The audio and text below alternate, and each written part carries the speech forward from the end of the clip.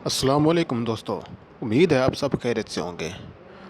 دوستو، آج ہم آپ کو مسلمانوں کی ایسی عظیم ایجادات کے متعلق بتائیں گے جنہوں نے جدید دنیا کو شیپ کرنے میں مدد کی اور جن کی کاوشوں کی بدولت آج کی جدید دنیا ہمارے سامنے ہے۔ Number 1، algebra. اگرچہ بہت سے لوگ خاص طور پر الجبرا کی اہمیت کی تعریف نہیں کرتے، لیکن یہ اس جدید دور میں مسلمانوں کے سنہری دور کی سب سے اہم شراکت میں سے ایک ہے۔ اس عظیم سائنسدان اور ریاضی دان محمد ابن موسیٰ الخوارزمی نے تیار کیا تھا، جو سال 780 سے 850 تک زندہ رہے۔ اپنی کتاب the compendious book on calculation by completion and balancing میں انہوں نے الجبرک مساوات کے بنیادی اصول مرتب کیے۔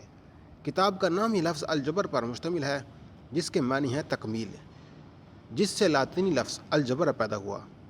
کتاب میں الخوارزمی نے وضاحت کی کہ زکوٰۃ کے حساب و کتاب اور وراثت تقسیم جیسے حقیقی دنیا کے مسائل کو حل کرنے کے لیے نامعلوم متغیر کے ساتھ الجبری مساوات کو کس طرح استعمال کیا جائے۔ الجبرا کو متعارف کرانے کی وجوہات میں ایک انوکھا پہلو یہ بھی تھا کہ اسلامی قانون کے ذریعے حساب کو کیلکولیٹر اور کمپیوٹر کے بغیر دنیا میں مکمل آسان بنایا جائے۔ الخوارزمی کی کتابوں کا یورپ میں لاطینی زبان میں سن 1100 میں ترجمہ کیا گیا، جہاں وہ الگورتھم کے نام سے جانے جاتے تھے۔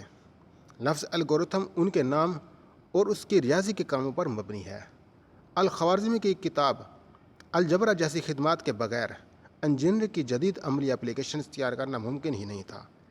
ان کی تخلیقات ان کی وفات کے سینکڑوں سال بعد بھی یورپی یونیورسٹیوں میں ریاضی کی درسی کتب کے طور پر استعمال ہو رہی ہیں۔ Number 2، education. سن 859 میں فاطمہ الفیری کے نام سے ایک نوجوان شہزادی نے فیض، موروکو میں پہلی ڈگری دینے والی یونیورسٹی کی بنیاد رکھی۔ اس کی بہن مریم نے ملحقہ مسجد کی بنیاد رکھی اور ایک ساتھ مل کر یہ کمپلیکس القرضاویان مسجد اور یونیورسٹی بن گئی، اور اب بھی تقریباً 1200 سال بعد بھی درسی سرگرمیاں جاری ہیں۔ یہ مرکز لوگوں کے لیے ایک یاد دہانی ہے کہ سیکھنا اسلامی روایت کا بنیادی مرکز ہے۔ Number 3، hospitals and health care.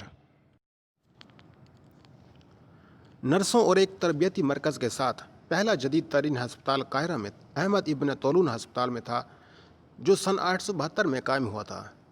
ہسپتال میں ہر کسی کو مفت دیکھ بھال فراہم کی گئی تھی، جیسا کہ بیمار کی دیکھ بھال مسلمانوں کی روایت میں شامل ہے۔ اگرچہ اس سے قبل بغداد میں قدرے زیادہ بنیادی ہسپتال موجود تھے، لیکن یہ ابن طولون ہسپتال ہی تھا جس نے بعد میں دنیا بھر کے تمام ہسپتالوں کے لیے ٹیمپلیٹ کا کام کیا۔ سن 1000 کے آس پاس ہسپتالوں کی تشکیل کے فوراً بعد ایک مسلم ڈاکٹر الزاروی کے نام سے جانا جاتا ہے، جس نے 1500 صفحے پر مشتمل ایک سرجری کا انسائکلوپیڈیا شائع کیا، جسے اگلے 500 سال تک میڈیکل ریفرنس کے طور پر یورپ میں استعمال کیا گیا۔ Number 4، optics and magnification. قدیم یونانیوں کا خیال تھا کہ ہماری آنکھیں لیزرز کی طرح شعاعیں خارج کرتی ہیں، جس سے ہم دیکھنے کے قابل بن جاتے ہیں۔ تاریخ کا پہلا شخص جس نے یہ سمجھا کہ روشنی اس کو چھوڑنے کی بجائے آنکھ میں داخل ہوتی ہے، وہ 10ویں صدی کا ایک مسلم ریاضی دان، ماہر فلکیات، ماہر طبیعیات ابن الحسن تھا۔ اس نے ونڈو کے شٹر میں کسی سوراخ سے روشنی آنے کا راستے کو دیکھنے کے بعد پہلا پن پول کیمرہ ایجاد کیا۔ اس نے بتایا کہ روشن دان کا سوراخ جتنا کم ہوگا اتنی بہتر تصویر ہوگی۔ چنانچہ انہوں نے ایک تاریک نجی کمرے سے عربی زبان کے الفاظ کمرہ سے پہلا کیمرہ ازبقورہ مرتب کیا۔ مسلمان عالم ابو الحسن بصرہ سے تعلق رکھنے والے الحزن کے نام سے جانے جاتے ہیں۔ یہ بھی پہلے شخص تھے جس نے آنکھ کے حصوں کو تفصیل کے ساتھ بیان کیا۔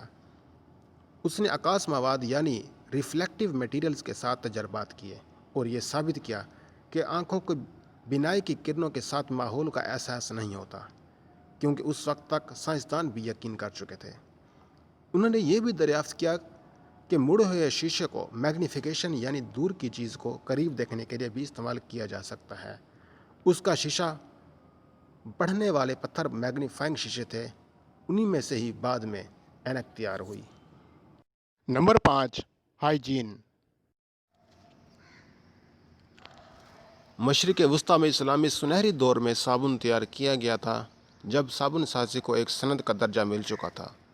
صابن بنانے کی ترکیبیں محمد بن زکریا الرازی نے بیان کی، جنہوں نے زیتون کے تیل سے گلیسرین تیار کرنے کی ترکیب بھی تھی۔ مشرق وسطیٰ میں صابن چربی کے تیل سے تیار کیا جاتا تھا۔ شام میں صابن بنانے کے لیے زیتون کے تیل کو سوڈا اور چونے کے ساتھ ملا کر تیار کیا جاتا تھا۔ صابن شام سے مسلم دنیا کے دوسرے حصوں اور یورپ میں برآمد کیا جاتا تھا۔ اس کے علاوہ وہ سبزیوں کے تیل کو سوڈیم ہائیڈروکسائڈ اور کھروم کے تیل جیسے خوشبوؤں کے ساتھ ملا دیتے تھے۔ شیمپو کو بھی ایک مسلمان نے انگلینڈ میں متعارف کرایا، جس نے سن 1759 میں روشن سمندری حصے پر غسل خانہ کھولا تھا۔ اسے کنگ جارج چہارم اور ولیم چہارم کا شیمپو سرجن بھی مقرر کیا گیا تھا۔ پیغمبر اکرم صلی اللہ علیہ وسلم نے مسواک کے درخت سے ٹہنیوں جیسے برش کا استعمال کرتے ہوئے دانتوں کے برش کے استعمال کو بھی مشہور کیا۔ یہ دانت صاف کرنے اور سانس تازہ کرنے کے لیے جانا جاتا ہے۔ مسواک سے ملتے جلتے مادے آج بھی جدید ٹوتھ پیسٹ میں استعمال ہو رہے ہیں۔ اگر آپ کو میری ویڈیو اچھی لگی تو اس ویڈیو کو لائک کریں اور میرے چینل کو ضرور سبسکرائب کریں۔